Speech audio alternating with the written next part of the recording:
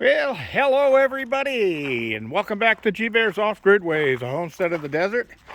And here we are on Sunday, a beautiful day. Not cold, not hot. A few little patchy clouds here and there. There's a slight chance of rain tomorrow, but I think it's only like 30%. So could get a sprinkle out of it, maybe, maybe not. And I think it's supposed to be coming from that direction. And check that out, a contrail.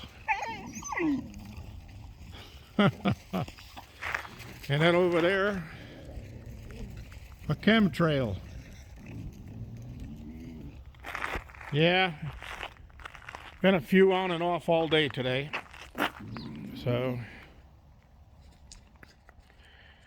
anyway, I wanted to come over here today for the start of the video and see if we can't get a glimpse at Chicken Little, who's not so little anymore. That's Chicken Little down there. Pretty white, huh? Let me see if I can get it away from the cage so that it's not blurred. Yeah, that's Chicken Little over there. And that was Mama that just ran over, get between her and anybody else that was going to mess with her. But yeah, they've been getting along pretty good. She's growing very quickly. So pretty soon the others won't bother with her because she'll be the same size. But I got to get in and rake this thing out and get it cleaned up, because they got some feathers all over the place here and there, and I got a little bit of extra chicken fertilizer down there. So I'll get in there and take care of that this week. I also have to re-nest again because somebody's been eating eggs in there, and I'm going to find out who it was. Somebody's been eating my eggs. I did get 3 eggs today, and it was a good thing because I only had 1 left in my egg carton. So 2 eggs every morning, that's at least the next 2 mornings are covered. So yeah, I think I'll get some stuff done this week if the weather stays warm. Now Friday, Thursday night into Friday, it's I just checked it a little while ago, and it said Thursday night 80%, Friday 90%. So that's a better chance of getting some precipitation, and I can use it because I've been doing my research on biogas digesters, and maybe tomorrow I'll pull this last leaky, or first one, however you want to look at it. This one's got a leak somewhere in the bottom of it, but I think I'll pull that up to the workshop and flip it around and cut the back out and make a nice dog coop out of it. And I think I've got some extra latex paint in there I can throw into my airless sprayer and paint the thing so it's not so clear. And then I'll get it set up for these dogs over to one side, so when the rains come, they can pile in there and keep warm. And as I was thinking, let's see if I can get around this side. As I was thinking was, once I cut the door in, this will be the top of the door, and go all the way down, I'm going to cut a section out at the bottom that goes inward, so that when rain runs down this side, it doesn't catch on that and run inside. And then maybe I'll even take a piece of the metal that comes off the sides of these and put a little awning on here to direct the water away from the doorway so that they're protected in there. And then I'll drill a couple of holes in the bottom of the tank, so if any water does get in there, it doesn't sit in there and flood. It'll run out the holes in the bottom. And what are you guys doing? You had your dinner and you had your treats, and now you're all got some energy to mess around, huh?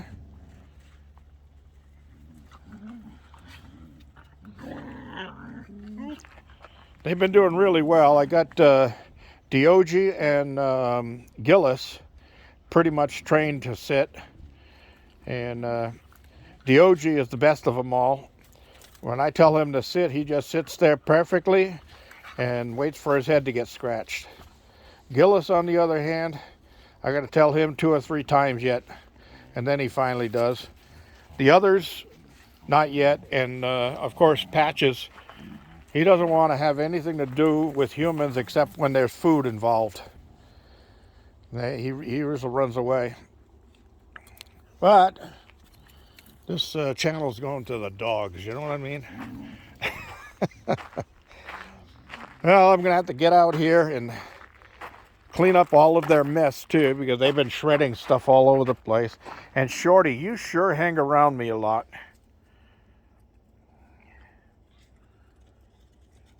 You sure do. You always making sure you watch where I go. I've got to break them of the habit of chasing the van out of the yard when I have to go to town.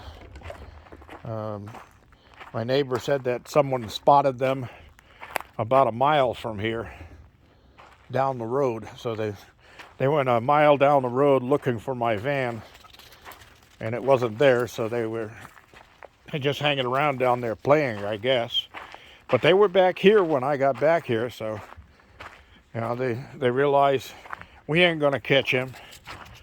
But they try. When I come back through the gate, they run out to the gate and wait for me. And once I get in the van, then they think that they're all greyhounds, and they try to beat me back to the cabin. So we'll see what's going to happen with all of that. So yeah, see, there's that chemtrail I pointed out earlier, runs all the way across the sky. But the contrail, there's nothing. It's gone. Yeah, whatever they're doing, it usually, every time they do that kind of stuff, we'll have weather right after it. So, and they're predicting weather for next week, so maybe that's what it's all about. Maybe. You see, there's some others over here, a dark streak there and a light streak up there. Yeah. Oh well.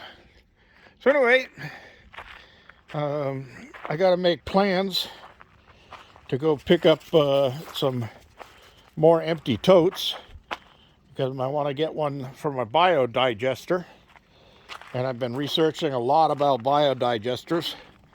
And I think what I want is, instead of using a gas bag, I'm not too keen on using a gas bag out here in the desert, because you know what happens with anything when the winds come up around here, and a bag full of gas is going to be pretty light, so it's going to want to relocate when the winds blow. So I'm thinking about using an expanding tank. And the nice thing about an expanding tank is it always lets you know how much gas you have available. A biogas digester, for those of you who don't know exactly what that is, you take all of your table scraps and any food that spoils in the fridge, instead of throwing it out, putting it in the garbage or anything, you're going to put that into a slurry and dump it into the tank of the biodigester. And that, while it breaks down from bacteria that's in there from either the cow poop or sheep poop or anything like that you put in there prior.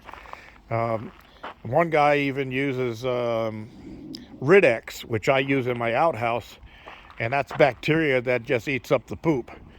And it's been doing a good job, because I still got plenty of room in my outhouse pit after all these years. So, and yeah, I've had company using it too. So that's a good thing. But you get the bacteria going in there, and then once the bacteria lives in the slurry at the bottom, all you have to do is keep feeding it, just like you would with when you're making sourdough starter.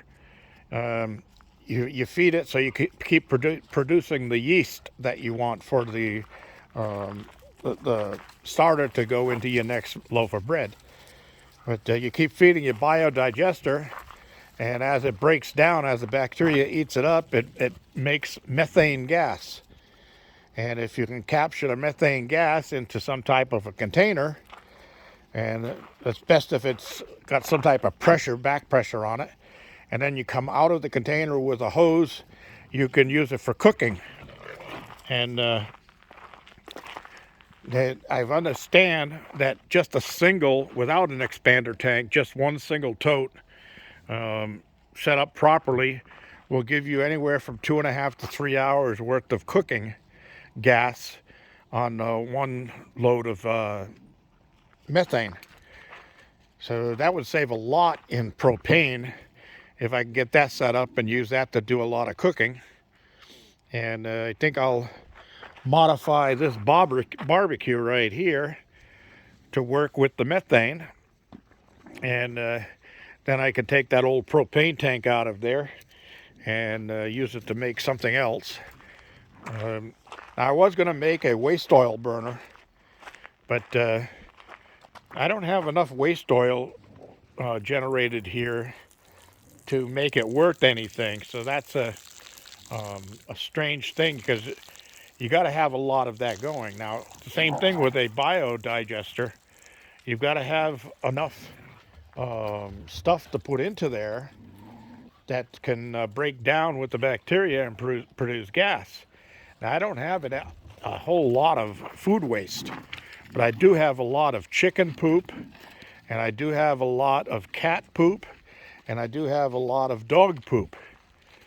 So that can all go in there, and that has bacteria in it also, and that will help produce some. That should fill in the breaks in between my use of any other organics that I can put in there. And now, when I'm talking organics, now remember, this is anything that you got, oils, like when I drain my vegetable oil out of my deep fryer, that can all go in there. That'll all break down. Anything that's in the fridge, vegetables, old bread, any bread that goes bad on you, stale bread, things like that. Now, there is also one more requirement. I'm going to have to see if I can get the parts together for it. And that is, you want to grind up that food before you put it into the digester. And these guys have been setting up an old sink with an old garbage disposal, and they just take all of the food scraps and run it through the garbage disposal and catch it out the bottom in a 5-gallon pail, and then dump the 5-gallon pail into the digester tank and let that break down, and there you go. So I might have to do that. Now also, I'll take some of the organics that I get out of the garden, like the old tomato plants and that stuff, and I'll put those through a shredder and grind those up, and I'll dump that in there and let that break down also. So hopefully it'll turn out to be a lucrative project, and we'll see how well it does. And I was thinking, I might even talk to my neighbors up the road, and until they build their own digester after they've seen how mine works, I'll take all of their food scraps too. I'll set a 5-gallon pail up there with a cover that it can cover it up, so don't have to worry about critters getting into it. They can dump all their food waste into the 5-gallon pails, and they have to drive by my place on the way out of here, so they can just drop them off at the gate and let me know that it's there with a text message, and I'll go pick it up and get it into the digester. And that'll keep their trash cans empty too.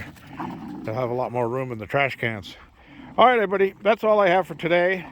It's such a nice day out here. I almost hate putting the video to an end here, but I do have to get in and start doing something for my supper. And I don't know what I'll do, because I did pick up a nice big chuck roast the other day on sale. It was one of those sell-by date type things. You sell by today or that's it. So I picked that up fairly cheap, and I think tomorrow I'll put together a nice pot roast, and I'll have that for a few days. All right, everybody, thank you for joining me. Don't forget thumbs ups, and don't forget to share and subscribe. This is G Bear signing off.